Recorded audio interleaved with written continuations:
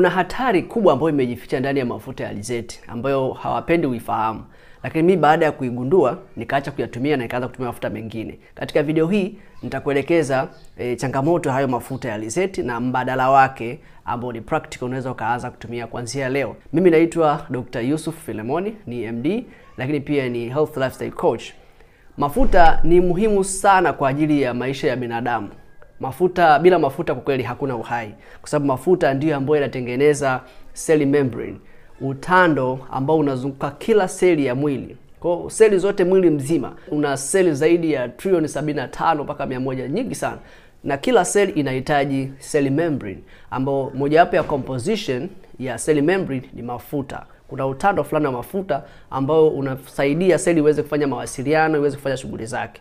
Kwa hiyo utaona bila kuwa na mafuta ya kutosha mwilini hakuna uhai. Kwa maana yake ni kwamba tunahitaji mafuta ili maisha yetu yaweze kwenda. Lakini tunahitaji mafuta ambayo ni safi, mafuta ambayo ni mazuri, ambayo yataruhusu umeme wa seli au mawasiliano ya seli za mwili yafanyike vizuri. Lakini vile vile pia mafuta ni muhimu sana kwa kutengeneza vichocheo mbalimbali vya mwili, ikiwemo vichocheo vya uzazi. Kwa hiyo utagundua kwamba ukiwa na mafuta mabaya mwilini, ukiwa na mafuta machafu mwilini, maana yake mwili unakuwa hauwezi kufanya kazi vizuri na utapata magonjwa ya kila namna ambayo yanagusa karibu kila mfumo, kwa sababu kila sehemu mafuta yanahusika kwa namna moja ama nyingine. Kwa ndio maana nimeleta somo hili, ni muhimu sana kwa sababu magonjwa mengi yanaibuka hapo na mtu anakuwa haujui chanzo chake hasa ni kitu gani.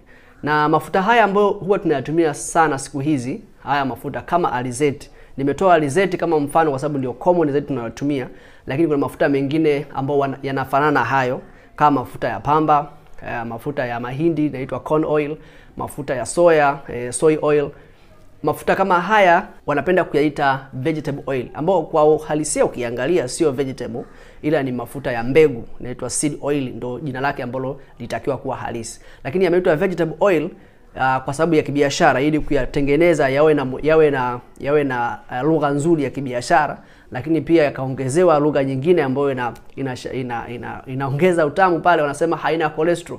Kwa hiyo ni vegetable oil isiyo na cholesterol. Kwa hiyo yaliingia sokoni kwa design hiyo. Natumia kula mengi sana kiasi kwamba yanatuletea changamoto. Sasa kuna makundi makubwa mawili ya mafuta ambayo nadhani tutakuwa pia umewahi kuyasikia. Na mafuta tunaita omega 3 na kuna mafuta tunaita omega 6. Sasa haya mafuta ya alizeti pamoja na hao wenzie yanaitwa mafuta ambayo yana wingi wa omega 6.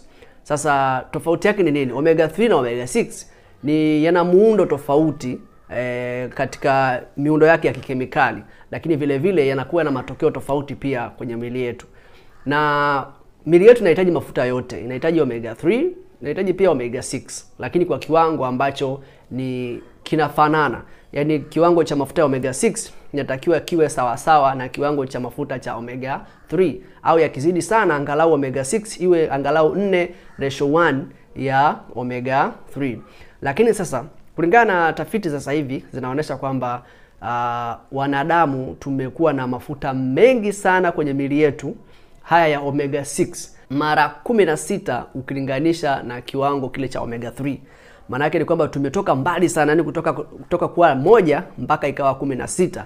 Maana yake ni mafuta mengi sana ambayo yanavuruga ule uwiano wa omega 3 na omega 6. Na kama nilivyokuambia, ilitokea hivyo kwa sababu ya mapinduzi ya viwanda. Kwa hiyo akatuletea mafuta mengi sana haya ya omega 6 ambayo yamekuja yana bei ndogo sana.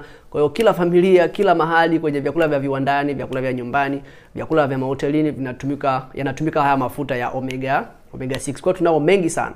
Sasa changamoto yake ni kwamba kunapokuwa na uwiano mkubwa wa omega 6 alafu na omega 3 ipo kidogo, matokeo yake ni kuharibu ule uwiano unaotakiwa, na mtu anakuwa katika hatari ya kupata magonjwa ya moyo, magonjwa kama saratani, magonjwa ya mcharuko wa kinga ya mwili, yani tunasema autoimmune diseases, na magonjwa mengine mengi sana ambayo yanasababishwa na chronic inflammation. Siri ya pili ni kwamba haya mafuta ya omega 6 hayawezi kuhimili joto. Hayawezi kuhimili joto kwa maana ya kwamba ukiyachemsha kidogo tu yanaanza kubadilika kikemikali.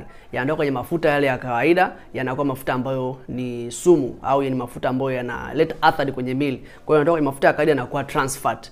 Kwa hiyo hayawezi kuhimili joto yanakuwa oxidized kirahisi, yanaharibika tuseme kwa lugha nyepesi, yanaharibika kirahisi kwa kutumia joto tu la kawaida. Kwa hiyo hata kama ukipata yale mafuta ambayo yamekamuliwa kwa kutumia mashine za kawaida, halafu ukayapika, of course yanakuwa na harufu mbaya yanakuwa na harufu fulani vikali sana na ladha yake si nzuri sana. Nimewahi kujaribu, yalinishinda binafsi.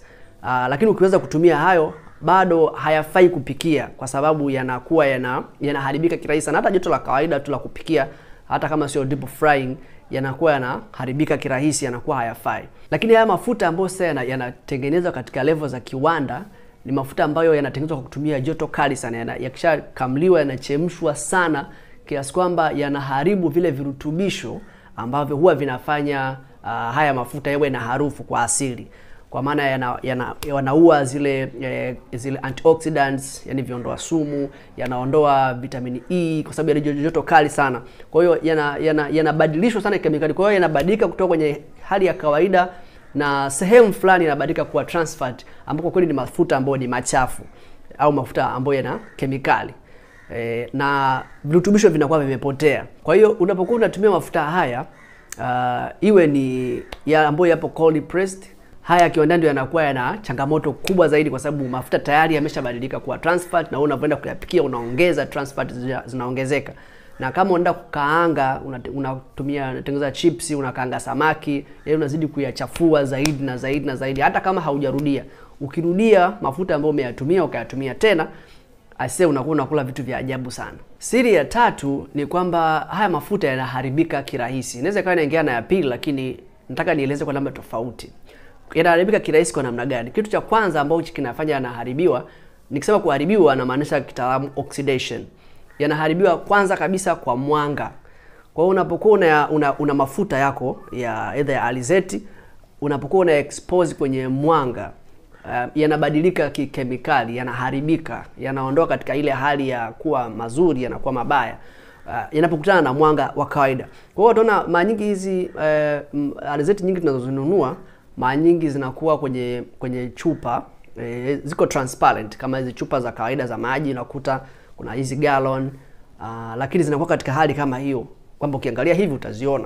Kwa hiyo katika hali hiyo zinapokuwa inakutana na mwanga, zinabadilika kikemikali, zinakuwa oxidized na zinakuwa hazifai. Kwa hiyo itakiwa haya mafuta ili yaweze kutunzwa yasiharibiwe, kwa sababu ni mafuta dhaifu sana, yanaharibika kirahisi mno. Itakiwa yatunzwe kwenye vyombo au kwenye chupa ambazo hazionyeshi, hazipitishi mwanga. Ingekuwa ni bora zaidi. Kitu kingine ambacho kina oxidize ni hewa. Mafuta haya yanapokutana na hewa, unapofunua, yakiwa jikoni, yakiwa sokoni, vyovyote vile, yakutana na hewa, yanakuwa oxidized pia, yanapungua quality, yanaharibika. Na kitu kingine ambacho kinaharibu ni joto. Nimeeleza hapo namba 2, joto na magari ninavyoweza kuharibu. Sasa jambo muhimu la kuzingatia ni hili. Kama nilivyokuambia hapo mwanzo kwamba haya mafuta ya omega 3 na omega 6 yote ni mafuta muhimu ya mwili. Ambacho tu kimekuwa kinaleta shida sasa hivi ni kwamba uwiano wa omega 6, haya mafuta ya mbegu ambayo yanaitwa vegetable oils, umekuwa mkubwa sana kiasi kwamba sasa mwili umekuwa haupo kwenye balance. Kwa hiyo cha kwanza tunayakataa au tunataka tuyapunguze, tuyatafutie mbadala kwa sababu ya wingi wake, uwiano wake mwilini umekuwa mkubwa sana. Kwa hiyo tunashauriwa tuweze kuyapunguza. Kitu cha pili, mchakato wake wa kuyatengeneza unayaharibu. Mchakato wa kuyapitisha kwenye moto, kuyaongezea kemikali mbalimbali kwa ajili ya kuvifanya viweze kufaa sokoni, na mchakato pia wa kuyatunza katika hali hiyo ya kukutana na mwanga, inafanya yanakuwa si mafuta mazuri sana. Lakini pia cha tatu ni kwamba hayafai kupikia, kwa maana ya kwamba ni mafuta dhaifu sana. Hata joto la kawaida tu la kupika linayafanya yanaanza kubadilika kikemikali. Na ni muhimu uchukue hatua kuanzia leo, kwa sababu mafuta ambayo umeyatumia leo, kumbuka nimekwambia mafuta yanaenda kutengeneza hadi kwenye level ya seli, yani seli moja moja kwenye cell membrane. Kwa hiyo ni muhimu kuanza kufanyia mazoezi kubadilisha haya mafuta kuanzia leo, kwa sababu mafuta ambayo umekula leo, hata kama usipokula mafuta mengine, haya mafuta uliyokula leo yataisha mwilini baada ya miezi angalau 18. Kwa hiyo mwaka huu utapita mpaka mwaka kesho karibia katikati kule, ndio mafuta uliyokula leo yataisha.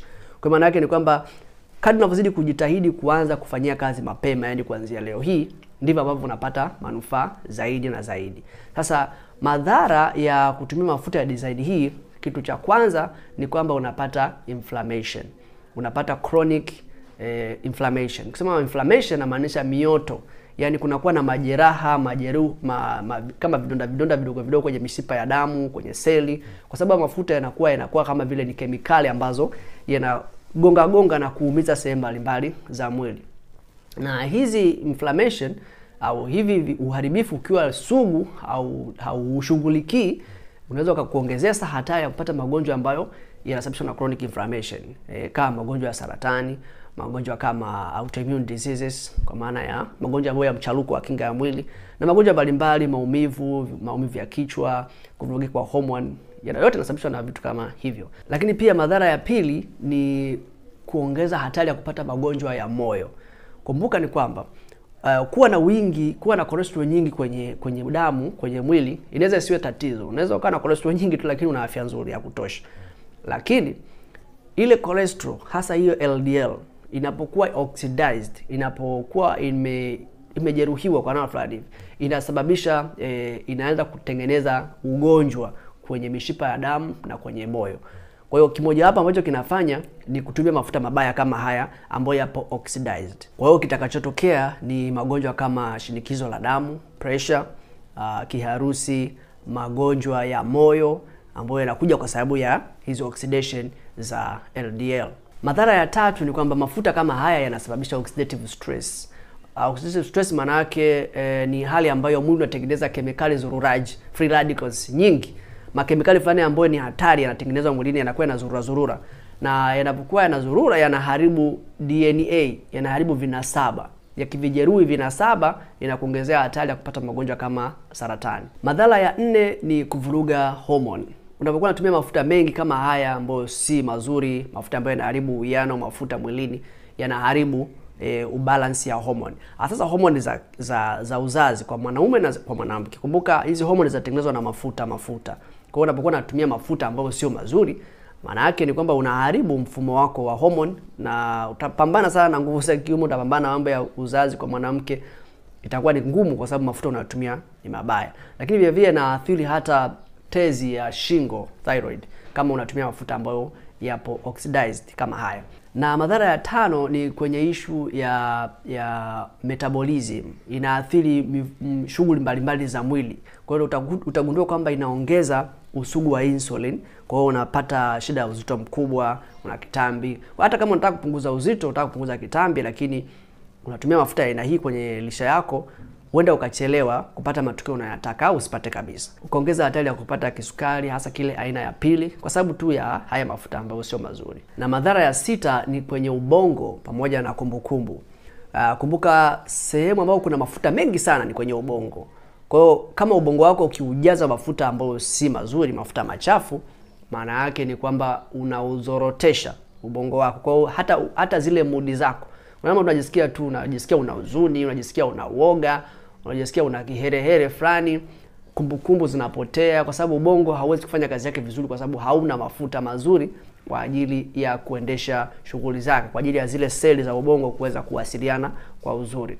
Sasa ni sifa gani za mafuta ambayo ni mazuri, ambayo unatakiwa anza kuyatumia kuanzia leo? Ya kwanza, lazima yarudishe uwiano wa omega 6 na omega 3 kwenye mwili. Kwa maana ya kwamba kwa sababu tumeshatumia sana mafuta ya omega 6, basi yawe ni mafuta ambayo yana omega 3 nyingi zaidi. Alafu sababu ya pili au sifa ya pili, inatakiwa mafuta ambayo yana antioxidants au yana virutubisho vya asili. Kwa hiyo maana yake ni kwamba inatakiwa mafuta ambayo yameandaliwa bila kuchemshwa sana kwenye moto. Yaani mafuta ambayo yamekuwa yameandaliwa bila kutumia joto kabisa. Ndio mafuta ambayo unaweza kupata hizi antioxidants na virutubisho vingine vya asili vilivyopo kwenye mafuta na mbegu husika. Na sifa ya 3, inatakiwa mafuta ambayo yako stable. Mafuta ambayo hayaharibiki kirahisi, yakikutana na joto, yakikutana na mwanga, yakikutana na hewa.